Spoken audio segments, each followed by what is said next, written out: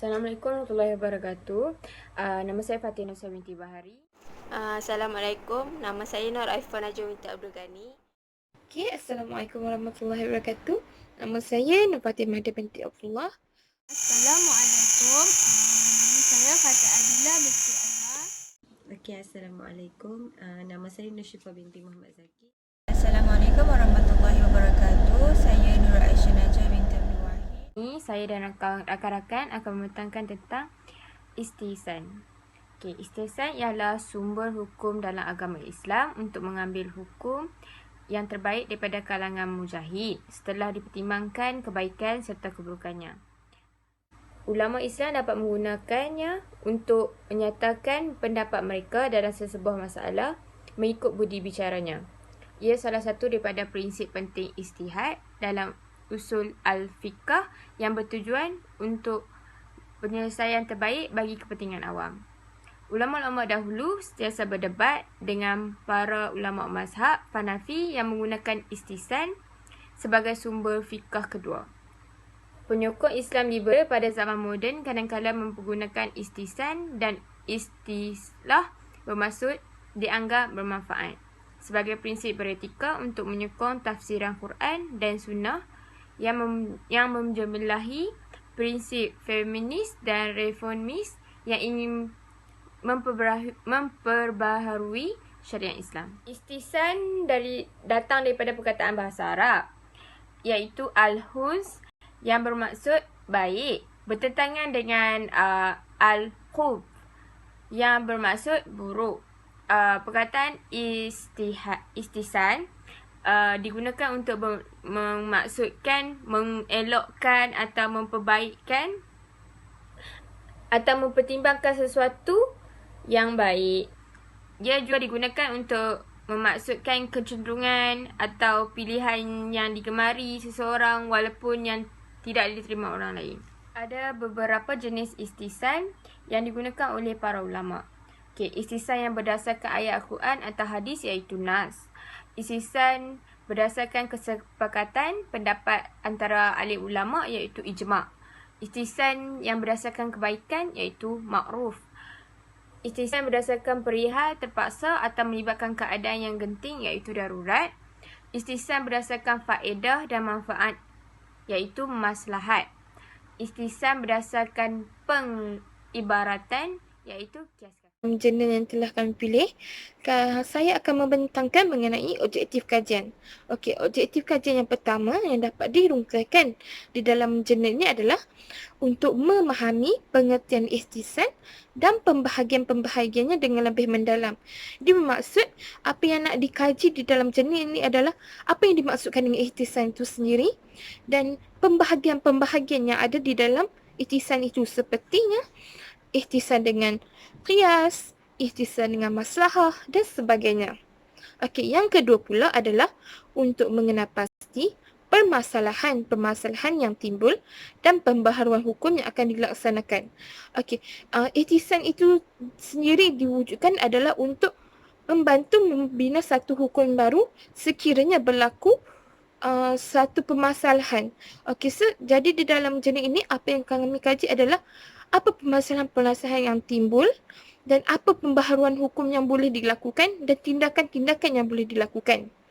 Okey, yang ketiga pula adalah untuk mengenal pasti kesesuaian di antara ihtisan dan pembaharuan hukum Islam yang bersesuaian dengan masa kini. Okey, setelah melakukan satu pembaharuan hukum, ia perlu dikenal pasti kesesuaiannya dengan ihtisan dengan pembaharuan hukum yang dilakukan bersesuaian dengan persekitaran pada masa kini. Definisi istihan dari segi bahasa adalah menjadi sesuatu itu sebagai perkara yang baik dan menganggap sesuatu itu baik. Okey, dari segi istilah pula adalah berpaling daripada suatu hukum yang ditetapkan oleh suatu dalil kepada sesuatu hukum lain yang ditetapkan oleh dalil lain yang lebih kuat. Okey, terdapat beberapa istilah yang dirumuskan oleh ahli ulama. Antaranya adalah dari ulama Hanafiyah sebagaimana yang dikemukakan oleh Al-Syarkasi yang bermaksud dalil yang menyalahi kias yang zahir yang didahului prasangka sebelum diadakan pendalaman terhadap dalil itu, namun setelah diadakan penelitian yang mendalam, terdapat dalil itu daripada hukum yang berlaku dan dasar-dasar yang sama dengan ternyata dalil lain yang menyalahi kias itu lebih kuat dan oleh kerananya wajib diamalkan. Okey, dari ulama Malikiyah pula yang dikemukakan oleh Syatibi bermaksud istisan dari mazhab Malik adalah menggunakan kemaslahatan yang bersifat juai sebagai pengganti dalil yang bersifat kuli. Hakikat istisan, ulama yang paling hebat dalam mengamalkan istisan sebagai hujah adalah mazhab Hanafi, dan sebahagian daripadanya adalah mazhab Maliki dan Hambali. Okey.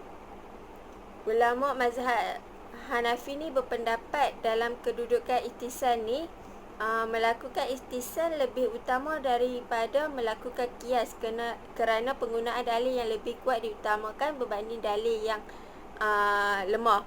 Okey, berbeza pula pada ulama mazhab Syafi'i, iaitu mazhab Syafi'i ni dia meletakkan istisan sebagai dalil utama dalam pengambilan hukum.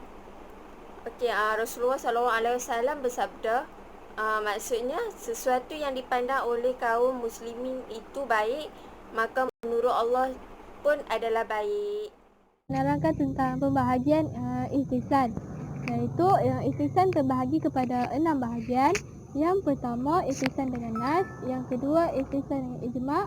Yang ketiga, istisan dengan uruf atau adat. Yang keempat, istisan dengan darurat atau hajat. Yang kelima, istisan dengan maslahah. Dan yang keenam, istisan dengan kias kofi, iaitu kias yang tersembunyi. Bagi yang pertama, iaitu istisan dengan nas, ialah berpaling daripada hukum yang sabit dengan nas umum kepada hukum lain, disebabkan oleh wujudnya nas ataupun dalil-dalil khusus yang membezakan hukum tersebut. Contohnya di sini Allah berfirman, wahai orang-orang yang beriman, kamu diwajibkan berpuasa sebagaimana diwajibkan ke atas orang-orang terdahulu sebelum kamu, supaya kamu beriman dan bertakwa kepada Allah. Ayat ini menerangkan tentang kewajipan berpuasa, iaitu menahan diri daripada perkara yang membatalkannya. Jika seseorang itu terlupa ataupun tidak sengaja memakan ataupun minum di bulan puasa mengikut istisan, puasanya itu tidak terbatal.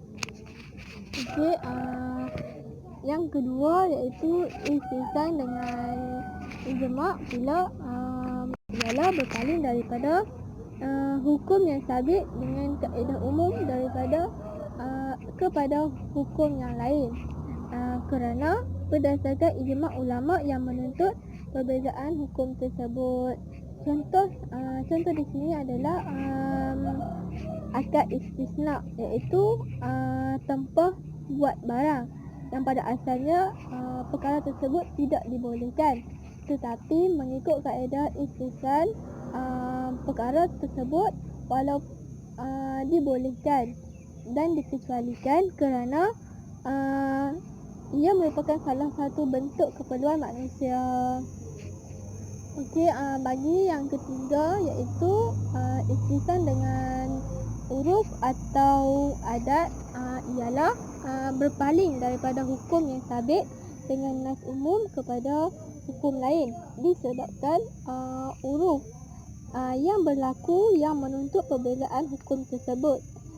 Contohnya tentang harta wakaf yang seharusnya ia perlulah bersifat mu'abad, iaitu kekal selamanya, iaitu harta yang tidak boleh alih seperti hartanah. Tetapi mengikut kaedah istisan yang menggunakan huruf iaitu harta wakaf tersebut dibolehkan secara iaitu harta wakaf mengikut kaedah istihsan dibolehkan menggunakan harta yang boleh alih seperti wang ataupun buku, kerana perkara tersebut menjadi kebiasaan pada masa kini. Okey, seterusnya bagi istihsan yang keempat iaitu istihsan dengan darurat ataupun hajat. Ia bermaksud berpaling daripada hukum yang sabit dengan nas umum kepada hukum lain disebabkan darurat ataupun hajat yang berlaku yang menuntut kepada perbezaan hukum tersebut. Contohnya bangkai yang jatuh ke dalam air telaga. Jadi air yang berada di dalam telaga tersebut menjadi najis dan perlu disucikan, tetapi mengikut kaedah istihsan iaitu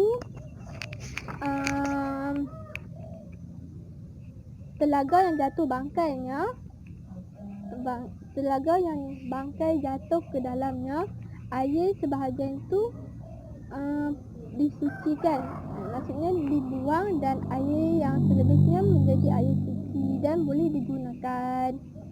Okey, seterusnya bagi istihsan dengan maslahah iaitu berpaling daripada hukum yang sabit dengan nas umum kepada hukum lain kerana maslahah yang berlaku yang menuntut perbezaan hukum tersebut. Contohnya dekat sini, orang yang diamanahkan dengan sesuatu tugas tidak dikenakan ganti rugi jika berlaku kerosakan berdasarkan hadis yang diberikan. Maksudnya tidak dikenakan ganti rugi atas orang yang diberi amanah. Namun dengan menggunakan istihsan di sini adalah hukum orang yang diamanahkan ataupun diberikan sesuatu tugasan tidak dikenakan ganti rugi jika berlaku kerosakan. Orang tersebut perlulah untuk dikenakan ganti rugi. Okey, dan yang terakhir iaitu istihsan dengan kias kofi, iaitu kias yang tersembunyi. Di sini bermaksud berpaling daripada hukum yang sabit dengan kias jali kepada hukum lain yang berdasarkan kias kofi yang menuntut perbezaan hukum tersebut. Contoh yang diberikan adalah air liur burung buas seperti halang, iaitu menurut kias jali ia dikiaskan kepada seperti binatang buas seperti singa, manakala menurut kias kofi pula air liur manusia yang dijadikan contoh kerana air liur manusia adalah suci. Jadi yang dimaksudkan dengan istihsan dengan kias kofi adalah hukum najisnya air liur buas kepada hukum sucinya air liur burung buas berdasarkan kias kofi. Istihsan. Dalam istihsan ada para ulama yang menerimanya sebagai sumber rujukan bagi hukum syarak. Manakala ada pula setengah para ulama tidak menerimanya sebagai sumber rujukan bagi hukum syarak. Ini kerana bagi para ulama yang tidak menerimanya adalah kerana dalam kitab Al-Syafi'i iaitu kitab Al-Um ada mengatakan tidak membenarkan penggunaan istihsan kerana baginya seseorang yang menggunakan istihsan telah meletakkan dirinya sama taraf dengan Al-Quran dan juga As-Sunnah. Ada dalil yang mengukuhkan lagi penolakan tersebut, iaitu Allah Subhanahu Wa Taala berfirman,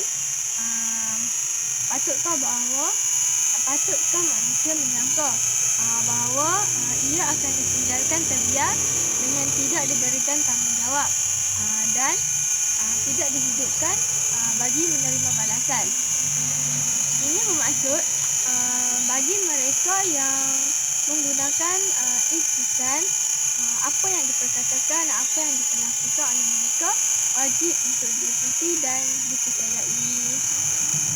Manakala bagi mereka yang menerima ihtisan pula mempunyai dalil, iaitu daripada Al-Quran.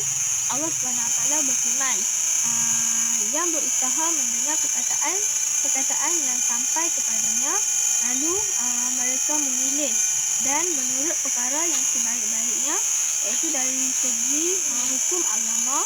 Mereka inilah orang-orang yang diberi hidayah petunjuk oleh Allah, dan mereka itulah orang-orang yang berakal sempurna. Imam Syafi'i terhadap istihsan. Menurut yang kita tahu, terdapat pelbagai pandangan menurut imam yang lain. Akan tetapi Imam Syafi'i menolak hujah tersebut, di mana Imam Syafi'i menolak penggunaan ihtisan dalam pembinaan hukum menurut hawa nafsu, di mana di sini Imam Syafi'i tidak bersetuju dengan pandangan-pandangan imam yang lain. Seterusnya, Imam Syafi'i juga berkata,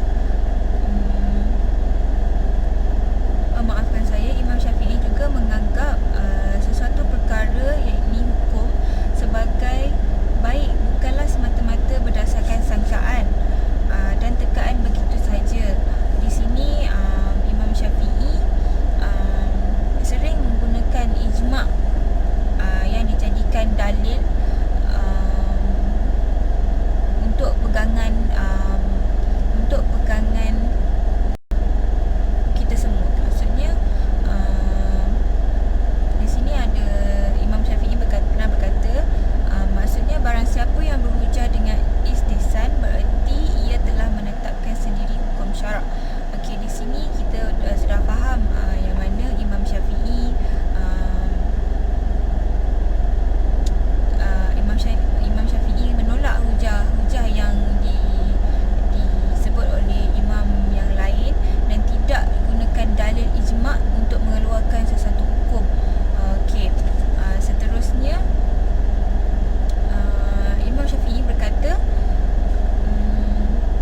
sesiapa yang berhujah dengan ihtisan berarti ia telah menetapkan sendiri hukum syarak berdasarkan keinginan hawa nafsu. Dan di sini perumpamaan yang diberi iaitu orang yang melakukan ihtisan adalah seperti orang yang melakukan solat yang menghadap ke arah yang menurut ihtisan bahawa arah itu adalah arah Kaabah, tanpa ada dalil yang diciptakan pembuat syarak untuk menentukan arah Kaabah tersebut. Itu saja menurut pandangan Imam Syafi'i yang saya faham. Seterusnya adalah definisi pembaharuan, di mana di sini pembaharuan hukum Islam ialah gerakan ijtihad untuk menetapkan ketentuan hukum sesuatu hukum tersebut. Pembaharuan hukum juga dimaksudkan agar ajaran Islam tetap ada dan diterima oleh masyarakat moden yang sekarang.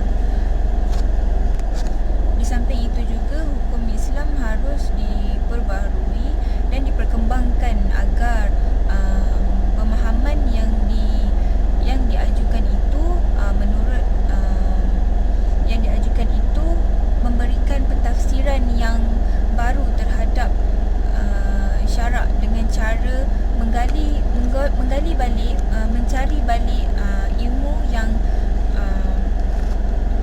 mengandungi ilmu yang diperbaharui dan ianya mengandungi alternatif yang dapat diselesaikan dan menjawab persoalan-persoalan yang menjadi masalah, yang menjadi permasalahan dari soalan-soalan yang tertentu. Okey.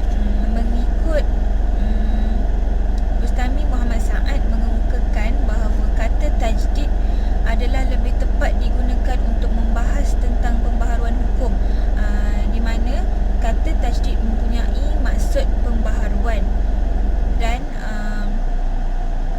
sering digunakan secara berdampingan tetapi lebih dekat pengertiannya kepada kesempurnaan.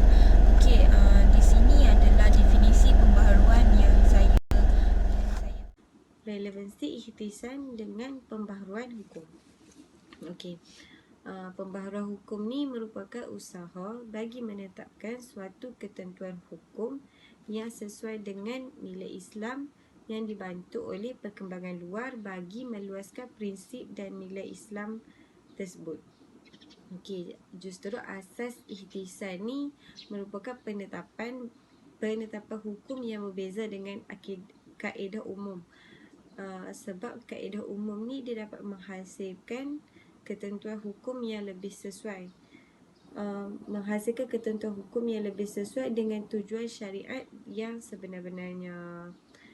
Jadi, ikhtisan ni sangatlah relevan dengan pembaharuan hukum yang bertujuan bagi memelihara tujuan syariat dengan menghasilkan ketentuan-ketentuan hukum yang mampu menjawab permasalahan yang bakal timbul di kemudian hari. Akan menerangkan penutup bagi jurnal ini. Di dalam penutup jurnal ini, ia menjelaskan atau merumuskan bahawa istihsan ini merupakan satu cara untuk mengistimbat sesuatu hukum yang pernah dijadikan hujah. Menurut Imam Malik dan Imam Asy-Syafi'i menyatakan bahawa istihsan ini merupakan satu kaedah atau cara yang tetap kerana ia telah banyak menyelesaikan pelbagai permasalahan yang bersesuaian dengan syariat Islam. Walaupun kaedah ini ditolak oleh Imam Asy-Syafi'i kerana perbezaan pendapatnya, tetapi ia tidak menjadi satu permasalahan kerana perbezaan yang berlaku hanyalah dari sudut istilah. Selain itu, di dalam jurnal ini juga ia menjelaskan bahawa pembaharuan hukum yang dilakukan itu adalah satu gerakan ijtihad yang mana ia bertujuan untuk menetapkan sesuatu hukum yang baru atau menjawab sesuatu permasalahan yang timbul disebabkan oleh teknologi pada masa kini dan ataupun ilmu pengetahuan yang ada pada masa kini. Jadi, pembaharuan yang dilakukan itu mestilah bersesuaian dengan syariat Islam dan juga bersesuaian dengan pendekatan pada masa kini. Kesimpulannya, kaedah istihsan ini bersesuaian dengan pembaharuan hukum yang telah dilakukan kerana kesesuaian di dalam ihtisan ini terletaknya pada maqasid syariat. Ini adalah kerana pembaharuan hukum yang dilakukan itu bertujuan untuk memelihara dan merealisasikan kemaslahatan yang berlaku bersesuaian dengan masyarakat pada masa kini. Itu sahaja. Sekian. Terima kasih. Jadi, itu sahaja daripada saya. Sekian, terima kasih. Terima kasih. Assalamualaikum warahmatullahi wabarakatuh.